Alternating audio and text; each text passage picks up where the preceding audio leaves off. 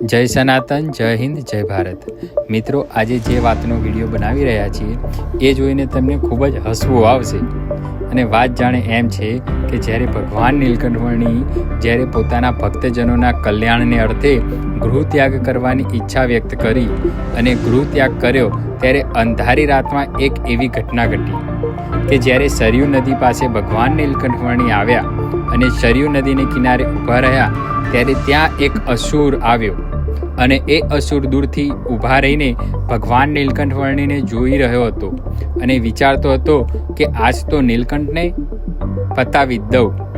પણ પછી તરત જ વિચાર કર્યો કે એમ સામેથી ના જવાય, કેમ કે જેટલા ગયા એટલા પાછા આવ્યા નથી.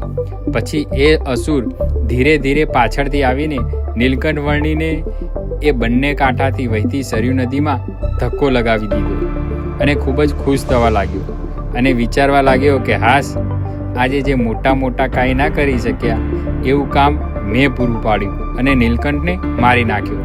પણ ભગવાન નીલકંઠનું એ અસુર કંઈ જ બગાડી શક્યો નહીં. પણ તમને નવાઈ લાગશે, હવે એ અસુરનું નામ શું હતું? કોણ હતો એ અસુર? તો આપણે જાણીએ. એ અસુરનું નામ હતું કૌશિક.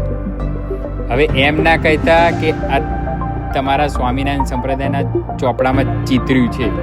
ભાઈ, સ્વામિનારાયણ સંપ્રદાયના ગ્રંથમાં આ કૌશિક અસુરની વાત તો 200 વર્ષ પહેલાં લખાઈ ગઈ છે. અને આવા કૌશિક જેવા અસુરો તો વર્ષોથી સંપ્રદાયને હાનિ પહોંચાડવા મથે છે, પણ અત્યાર સુધી એક સૂકું તૃણ પણ તોડી શક્યા નથી સ્વામિનારાયણ સંપ્રદાયનું. માટે ભક્તો, આવા અસુરોથી ડર્યા વગર જલસા કરો ને મોજ કરો ને ભજન કરો અને હંમેશા હસતા રહો. જય હિન્દ, જય ભારત, જય સનાતન.